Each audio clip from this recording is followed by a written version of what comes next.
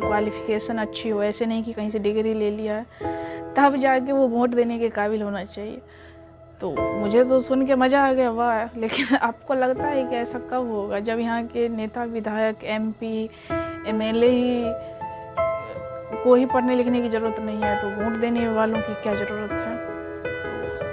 तो आप इस विचार से सहमत हैं या नहीं, हमें कमेंट करके ज़रूर बताएं। इस चुनाव में जिस तरीके से नतीजे आए हैं तो वैसे तो सीधे सीधे कुछ भी बोल देना सही नहीं है। इसके पीछे अगर आप गहराई में जाएंगे तो जहाँ तक मैं अध्यात्म के बारे में जितना जानती समझती हूँ तो ये बात सही है कि बिना आध्यात्मिक क्रांति की कोई राजनीतिक क्रांति नहीं हो सकती है। अब कोई ईमानदार आदमी आता है काम करने के लिए तो लोगों को पसंद ही नहीं आता है, लोगों को समझ में ही नहीं आती है, तो इसके लिए लोगों को पहले शिक्षित होना पड़ेगा।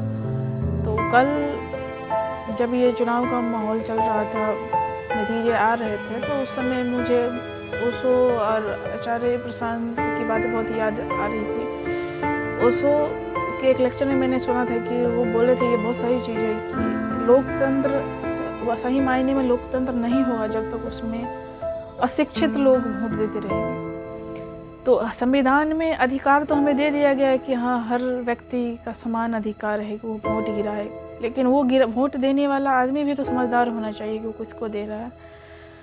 तो ओशो का कहना था कि खैर उनके तो हर लॉजिक का कोई जवाब नहीं होता है, तो उसी तरह इसमें भी उन्होंने कहा कि जो वोट देगा उसकी एक क्वालिफ़िकेशन होनी चाहिए कि कोई बिना 12th या बिना ग्रेजुएट किए, वो भी अच्छे कॉलेज यूनिवर्सिटी से, उसकी क्वालिफ़िकेशन अच्छी हो, ऐसे नहीं कि कहीं से डिग्री ले लिया है तब जाके वो वोट देने के काबिल होना चाहिए। तो मुझे तो सुन के मज़ा आ गया, वाह! लेकिन आपको लगता है कि ऐसा कब होगा जब यहाँ के नेता, विधायक, एमपी, एमएलए ही को ही पढ़ने लिखने की ज़रूरत नहीं है तो वोट देने वालों की क्या ज़रूरत है? तो आप इस विचार से सहमत हैं या नहीं, हमें कमेंट करके ज़रूर बताएं।